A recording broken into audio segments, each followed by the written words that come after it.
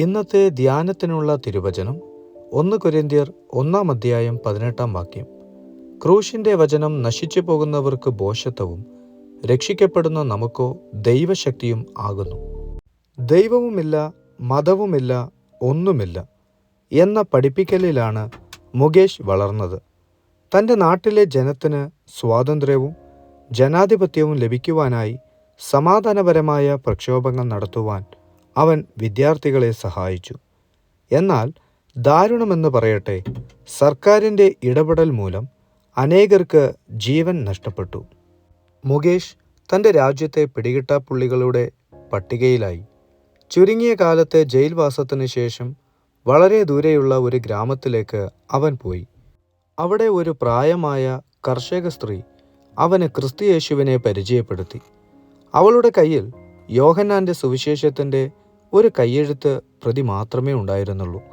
എന്നാൽ അവൾക്ക് വായിക്കാൻ കഴിയുമായിരുന്നില്ല. അതുകൊണ്ട് അവൾ മുകേഷിനോട് അത് വായിക്കുവാൻ ആവശ്യപ്പെട്ടു. അവൻ വായിച്ചപ്പോൾ അവൾ അത് അവന് വിവരിച്ചു കൊടുത്തു. 1 വർഷത്തിനു ശേഷം അവൻ യേശുവിൻ്റെ ഒരു വിശ്വാസിയായി മാറി. താൻ അനുഭവിച്ച സകലത്തിലും കൂടി ദൈവം തന്നെ ശക്തമായി ക്രൂശിലേക്ക് നയിക്കുകയായിരുന്നു. അവിടെ അവൻ അപ്പോസ്തലനായ പൗലോസ് 1 കൊരിന്ത്യരിൽ പറയുന്നത് നേരിട്ട് അനുഭവിച്ചറിഞ്ഞു. ക്രൂശിന്റെ വചനം രക്ഷിക്കപ്പെടുന്ന നമുക്കോ ദൈവശക്തിയും ആകുന്നു. പലരും ഭോഷത്വമെന്ന് കരുതിയ ബലഹീനത മുകേഷിന്റെ ശക്തിയായി മാറി.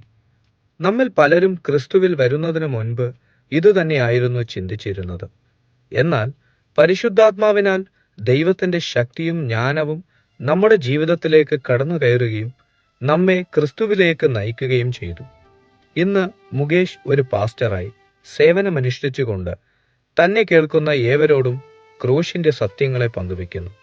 അതേ പ്രിയപ്പെട്ടവരെ, യേശുവിന് എത്ര കഠിന ഹൃദയത്തെ മാറ്റുവാൻ ശക്തിയുണ്ട്. ഇന്ന് ആർക്കാണ് തൻ്റെ ശക്തമായ സ്പർശനം ആവശ്യമുള്ളത്? നമുക്ക് ദൈവത്തോട് പറയാം, യേശുവേ, ക്രൂശിലൂടെ എന്നെ അങ്ങയിലേക്ക് നയിച്ചതിനായി നന്ദി. അങ്ങയെ കൂടാതെ ഞാൻ നഷ്ടപ്പെട്ടു പോകുമായിരുന്നു. God bless you.